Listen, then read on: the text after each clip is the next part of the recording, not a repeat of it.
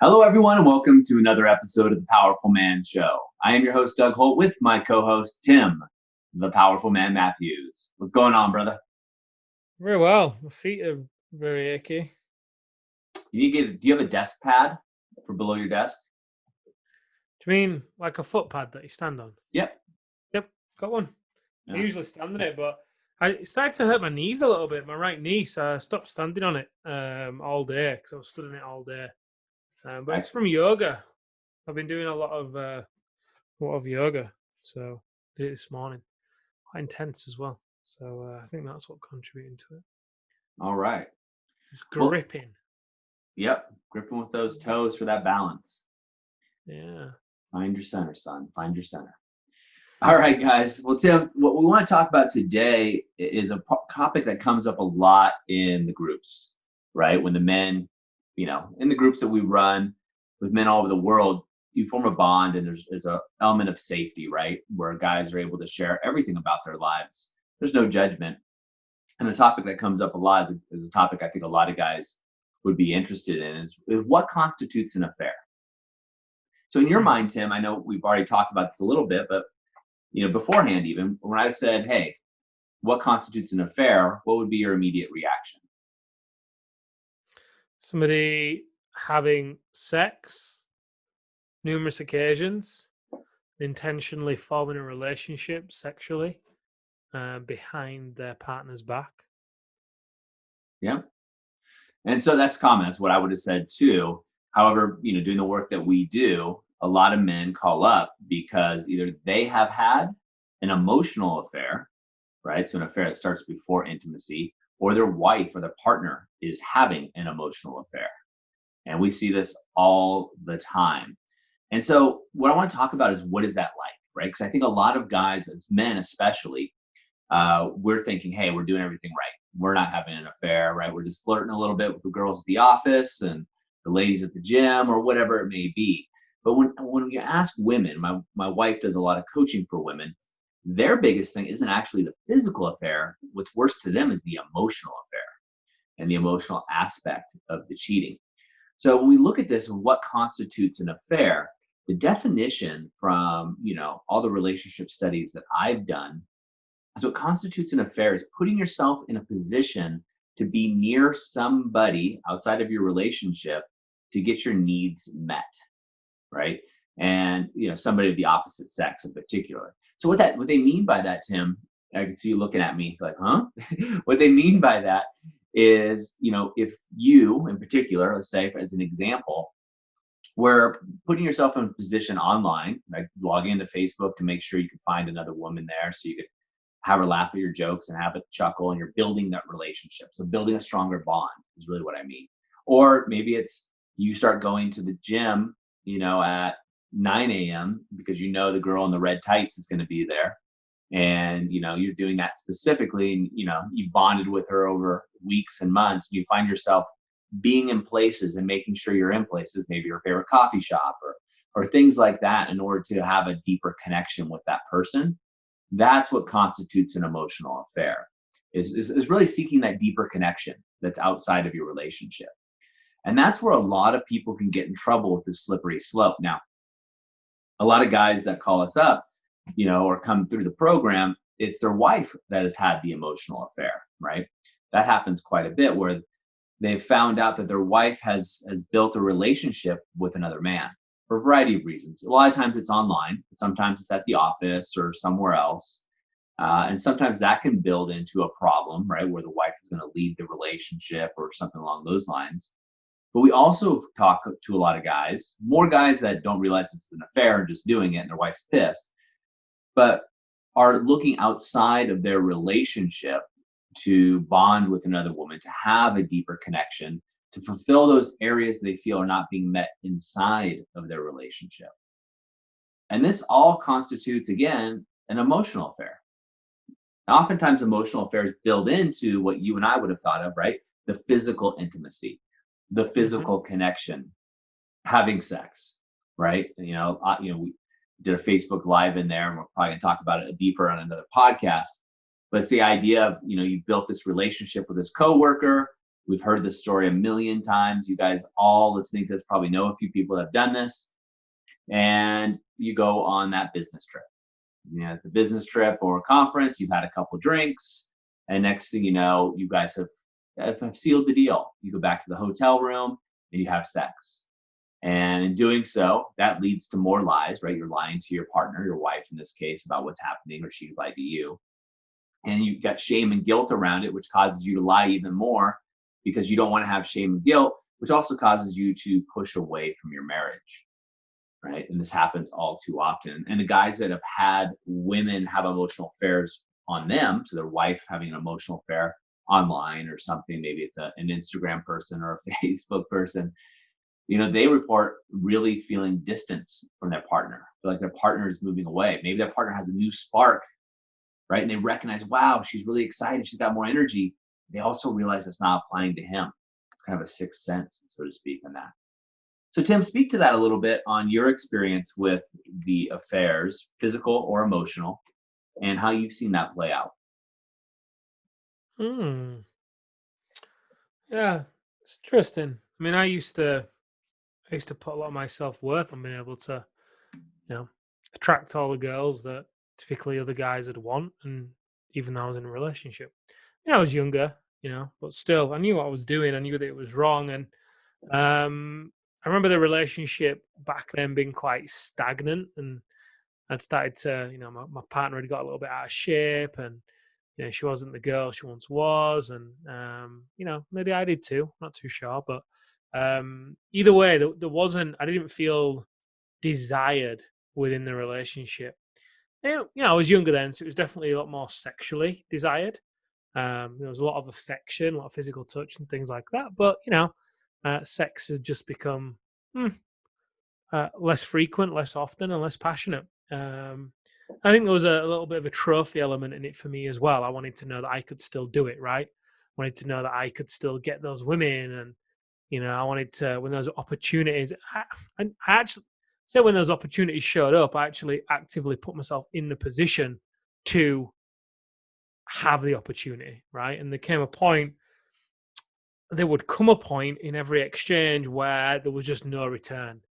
I know I'd reached a point within myself where the desire had built up that much that I was gonna, it was gonna go down. And we weren't in a sexual position by that point. I just, my friends and I used to joke. We called it Temptation Alley. Mhm. And you're walking down Temptation Alley, and sometimes you can, walk past the alleyway and look down it and be like, oof, yeah, I'm not going to go down there. Sometimes you're walking down and then you realize, holy crap, I'm turn around and sprint back out of it. And other times I was just running down it. Um, so yeah, I mean, fast forward to today, and I realized that a lot of it for me, or part of it came from, like I said, desiring that sexual spark and desire, but also wanting to prove that I still had it. So prove it to myself and prove it to others. And I think that's echoes very similarly to a lot of the men I speak with who either have affairs or their wife goes on to have an affair. It's rare that the wives have a sexual affair, to be honest. The wives typically tend to more have an emotional affair with the men that I speak with anyway, whereas the guys tend to be more sexual in their affairs for the most part. And I think regardless of the dynamic of the affair, emotional or sexual, um, it's interesting because it's the same root, right? Both are wanting to feel connection, both are wanting to feel seen, acknowledged, and for the most part, both of them are being someone in the relationship that they don't want to be, and they know that they are better than this particular version of themselves that has become a pattern within the relationship, right? The guy may have become lazy, stopped dating his wife. He may have got a little bit out of shape. He may have just come home and watch TV and zone out with a beer, and that isn't how he sees himself living. So when that woman starts to take interest, and like you say, she starts laughing at his jokes, and he starts to remember, or it starts to wake something up within him that he knows is there, but it doesn't get met at home.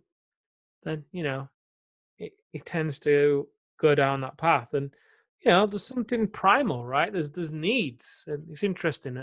Amir and I have been doing a lot of work around needs the past week or so. And I used to think that being needy in a relationship was a bad thing. It was a sign of weakness. It was a sign of desperation. It was a sign of, I felt like I should be able to meet my own needs without a woman, regardless. And what I've come to learn is there are certain needs that we all have as human beings that can only be met by other human beings. And that's part of the reason why we get into a relationship with other people. And when we actually realized that, when I realized that I'm not a needy guy, I'm not a needy person whatsoever. And when my needs do not get met and I don't communicate it, I then become needy. I become starved, right? I become starved of, for the most part, it's physical affection. I become starved of it, even if, a lot of other needs are being met in the relationship. For most guys, that's the way guys feel loved for the most part. Yeah, so it's through the physical piece that men tend to feel loved and feel like they appreciated within a relationship, right? So I think when you're able to actually understand what's going on beneath the surface and communicate what realize what needs are not being met, and what are you smirking at? Communicate it. It helps a lot. And obviously can take a little way to get there. But it definitely helps. I agree. I'm smirking at you're talking about communication. I think you might be getting some subliminal communication or subtle communication being delivered to you at home right now. But we don't want to drift off topic too far. And so we look at this, looking at it, there's a thing called the 7-year itch. I don't know if you're familiar with that, Tim, but there was a movie made about it. It's kind of a popular theory that around 7 years in an intimate relationship, especially in marriage, right, where there's a little more commitment, around that time, people grow apart, right? And they start itching to go somewhere else in the relationship, right? They're looking for something outside of themselves. And a lot of times this can happen by not realizing that we've changed. You've changed, your partner's changed, but maybe you haven't checked in. Maybe you have an old version of yourself. And so sometimes this can lead to the affair, right? When you think that you've changed and your needs now aren't getting met, but haven't checked in with your partner, now suddenly the sex has gone down, right? But the office secretary, the new one, the hot one that's down temptation alley, so to speak, like you said, she's laughing at your jokes. She's, complimenting you on the new shirt you have, or your wife didn't even notice, or whatever it may be. And you find yourself lingering around her desk a little bit longer, or the office, or showing up, or talking about movies that she likes and you like, and music, or whatever it may be. You're starting to get into the gray area very fast. And as soon as that happens, that's what, sex experts call a leak in the marriage, right? You start leaking out into this other person, right? So if you can imagine, guys, if you have this sphere of water, maybe it's a bowl of water or something, and imagine that water, that container is full and it's pure, and it's the love the bond you and your partner have together. And each time you flirt with another woman, for example, like real flirting, or start to go emotionally another way, you are leaking out of that water. There's a little bit of that water gets taken out each time. And of course, it's not a big deal, right? It's a tablespoon here, tablespoon there. Some of you guys are using big friggin' ladles and dumping it on things. But over time, that water in that bowl starts to look empty. It starts to get a little murky too. A little dirt gets thrown in there, right? And soon, this whole vessel that is your entity of your relationship is gone. It's evaporated. And it's there. It's hard. And you got to go fill it back up. And you start comparing your wife with the secretary, who you don't really know, right? You think you do because you see her at work and she's dressing nice, and she's single or married, she's hot, whatever it may be. I don't know why we always use the secretary, but we do. But they say, comparison is the thief of happiness, right? So if comparison's the thief of happiness, if you're comparing comparing your wife to another woman, it's not fair, right? It's not fair because you don't have the history, you don't have what is going through with her. And this is how these affairs start, right? Maybe you're not doing much. Maybe you're fantasizing about this woman, you're masturbating at home, and that's a leak in the bucket. That's a leak in that vessel. Every time you do that, you are allowing the love, the container that is the honor, respect, privilege of your wife to leak out into somebody else energetically. And that's where a lot of the problems happen. And when that happens, also your wife knows, right? There's a leak in you. There's a leak in that vessel. She has the same vessel and she's seeing it empty. And that's when she starts going online, checking out what her old high school buddy, sweetheart is doing. Now, the common thing we hear from the guys, as you know, Tim, is she's cheating on me or she left me for another man. How could she? This guy's a loser. He doesn't make as much money, doesn't have a good job. But the point is he paid attention to her. He looked at her. He did those things and he looked at it. So when we look at this is what is the strength of your commitment in your marriage? And that's the hardest thing. You come to the 7-year itch. Maybe it's 2 for you. Maybe it's the 17-year itch you're going through right now. But what is the strength of your commitment?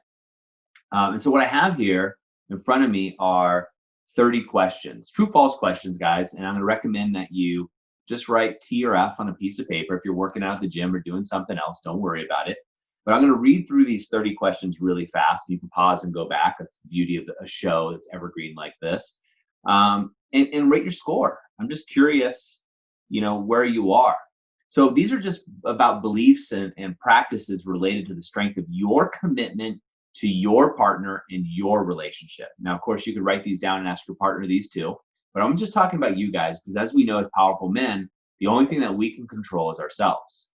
So the only thing you can control is yourself, right? So true or false, and I'll read through these and Tim, you can go through them as well if you want, but just write down T or F and we can count them at the end. It's easy to do. So I focus more on my partner's faults than on her strengths. So are you always pointing out your partner's faults, right? Are you always not nagging them, but always telling them what they're doing wrong rather than always looking at their strengths? Really common, right? I have habits of great concern to my partner. For example, drinking, spending, overworking, flirting, displaying anger, right? Do you have those habits of great concern to your partner? Is your wife always telling you you're drinking too much, you're getting angry too much? I am in a better mood at work than I am at home. Ooh, it's a common one. I am difficult to live with. Don't ask my wife that one. I prefer sharing exciting events with someone other than my partner. I put my own needs before my partner's. I put my own needs before the needs of the relationship. I wouldn't want my partner to know about all the activities I engage in on the computer. We know what those sites you guys are going to. I have romantic fantasies about a person in my life other than my partner. Again, a leak in the bucket. I dress to attract the attention of someone other than my partner. I talk negatively about my partner to others. I would rather spend time with my friends, colleagues than my partner. I have romantic feelings for someone other than my partner. I have sent emails I would not want my partner to read. I get more pleasure from work than from my relationship. Another common one. I have more than one friend that I'm closer to than my partner. I put far more energy into work than into my relationship. I'm nicer to other people than I am to my partner. There's someone who brightens my mood far more than my partner. It feels like my partner and I are growing apart. I am frequently in a bad mood. I get more pleasure from email relationships than from my relationship with my partner. Much of the time I spend with my partner, I am stressed out or exhausted. I'm continually multitasking. It's difficult for my partner to get my undivided attention. I give my hobbies, pastimes more attention than I give my partner. My favorite activities do not include my partner. I leave it up to my partner to keep the excitement going. My life has few high points.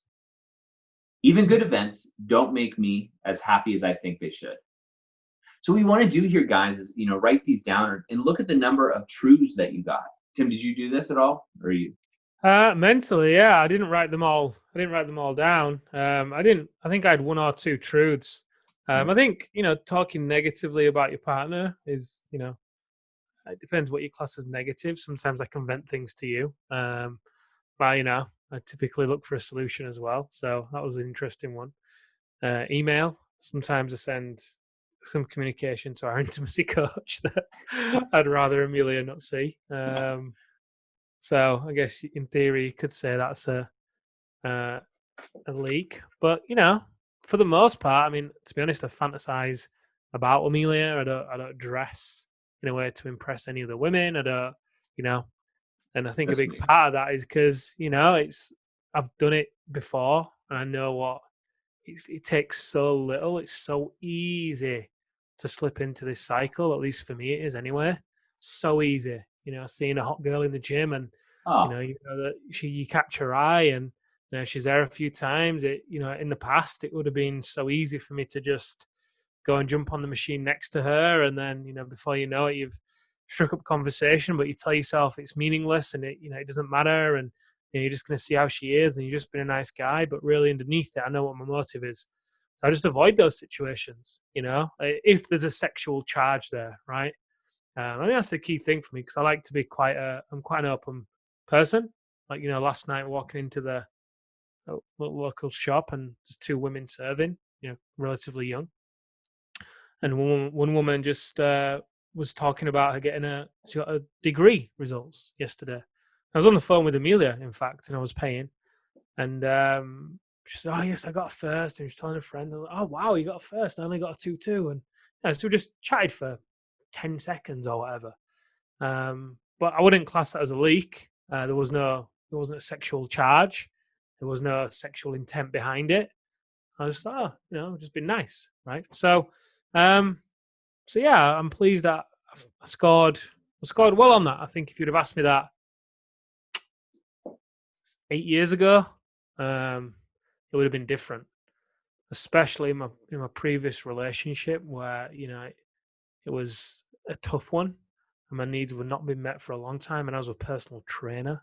You know what that's like, right? we all know as personal Yeah, trainers. yeah. I never actually, overstepped the mark, but get the gist, right? So yeah, I scored well. Good, good. So, guys, for the rest of you, and it's not a judgment thing, guys. Again, go back to those questions, write it down, true, false, and then count your truths. And the more truths you have, it's going to tell us and you, really, the less committed you are to this relationship. Now, I know some of you guys are like, yeah, Doug, but I got 20 truths, but I am so committed to this relationship working. Yeah, but your actions aren't showing that. Eh?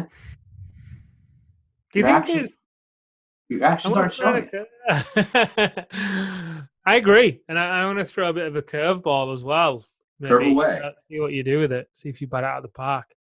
Is it a lack of commitment to the relationship that these guys might have, or is it something else? More like, which I guess you could still argue it comes back into a lack of being committed to the relationship goal. But in my opinion, for me, a big part of being able to have the conversations with Amelia and have my work to get both of our needs met is vulnerable and honest, because it was really scary for me at first to communicate to her, what I needed, which sounds crazy, right? But you're revealing such a personal side of yourself to say, hey, look, I need to have more physical touch. I need you to touch me in this way. I need this, I need that, and the other. You know what it's like. You've done the work yourself. So, it takes courage to be able to open up.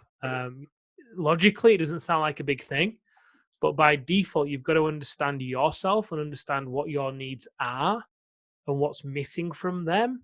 And then being able to communicate that in a way whereby you're making it about yourself and not, saying, hey, you don't do this and you don't do the other. It's your. So, I do wonder whether it's a lack of, I mean, if you're not willing to do that work, then yeah, you would argue that by default, it's a lack of commitment to the woman you love, right? And maybe also it's a lack of being willing to really go deep with yourself, be real with yourself, which, where else is that showing up? Well, yeah, I mean, I don't really think that's a curveball. I know you're looking at me. Why am I smirking? I'll tell a story later. You always smirk. I do always smirk. I have a good time with life. Um, it's not like a commitment, Tim, to me. It's hard to do these things, right? And sometimes it's easier. It's easier to turn to porn than to ask your wife for your sexual fantasy for a lot of guys. right? Because there's so much shame and guilt around sex in most Western cultures and Eastern cultures for that matter. It's easier to fantasize about the girl at the gym that, you're gonna have amazing sex with her, and then she's gonna get up and cook you a healthy meal, and her house is amazing, and it's all easy. It's no arguments, whatever. It's easy to be in this fantasy fake world. It's hard to do these things, and I'm not suggesting. I mean, if you're a guy, and you're listening to this, and you're like, shit, I got 29 truths. Cool. Now you know where you are. Now you can make a shift. Now you can make a change. I'd rather be the guy that gets 29 truths and realizes it than the guy that has 10 truths in it but really denies it, right? Because you're not living in reality. You can't change from a place that's false. Get those optics, get that clarity, and then you can make a shift. And that's why I think there's just an example questions that I found, right? There's 30 of them. So you can argue all day long if they're valid or not, but that's not the point, right? That's your ego speaking. But really the point here is doing the work, right? Because I guarantee 90% of the people listening to this won't answer these questions. Right? It's the 10% of those guys that do answer the questions are the guys that get results. We know that time and time again just by doing studies and watching men, right? Performing, high performers. That's the difference. And so look, make changes. Maybe you're not committed. That's cool too. I got no skin in this game, right? I got no skin in the game of your relationship, right? What I'm about is making sure men step into their greatness, become powerful men. This is my legacy work, right? This is the stamp I want to leave on the world, is helping guys out that really are looking for help. And for the rest of you, just go back and make excuses. That's cool. It's your game, right? But there are the ones that are interested. Go back, do those questions, get real and be honest, and then come from a place of shift. Post into the free Facebook group. Reach out, jump on a call with either Tim or one of the specialists that we have, and just have a conversation, right? Guys, it's really that easy. So Tim, as always, I appreciate your vulnerability, your honesty. Patty, thank you also for being here today. Tim's dog. He's been licking my feet for the past 5 minutes as I've been talking to you. Nice. Hey, get your needs met. Yeah, I do wonder why Amelia just walks up and, opens the door and lets him in and just leaves. Yeah, it's funny. But talk to her about it, right? The reason I was smirking is you said I'm going to throw you a curveball, and it brought me back. This is a total aside for the guys, but we were at an alpha reset on the East Coast of the United States in winter, so snow everywhere if you've never been there. And as it happens with a group of men, and these are all grown men, well, physically grown men, I would say, and a bond is formed by the guys that go through this. There were guys all over the world there, guys from the United States and UK mostly, and a spontaneous snowball fight broke out. And it ended up being, no, it wasn't. Mostly it was the coaches at first against the participants, and then it kind of got a divide, and it ended up in a place where it was a lot of the US guys against the UK guys, and both groups equally athletic, right? To the most part, right? And then one of the win. Everybody wanted to win and hit each other with these snowballs. It was a blast. We have a lot of fun and a lot of giggling. But what made me smirk, because you said I'm going to throw you a curveball, is I've seen you throw. I'm not worried. Yeah. But we realized quickly that one of the guys from the UK, I won't say his name, but he's like, gosh, how come all these Americans throw so hard and accurately? Well, we grew up with baseball. As you guys grew up with football, playing, so we call soccer for everybody. But every American boy grows up playing baseball and throwing things. So throwing things fast, hard, and accurately is something that comes natural. So anyway, fun aside, gentlemen, for those listening to this, what I want you to do is head over to thepowerfulman.com/bonus, right? And go ahead and get that Reignite cheat sheet. Keep threatening and take it down. We do have 2 other bonuses and things from the vault that we're going to be putting up there. But we'll get a lot of you guys downloading that. We want to make sure that you have the ability to use it and action it. So that is thepowerfulman.com/bonus. There's a free cheat sheet there for you. And take action, guys. Get real, get those optics, and move forward. So Tim, thank you again, as always, for being vulnerable and authentic, as you tend to do. Gentlemen, we will see you next time on The Powerful Man.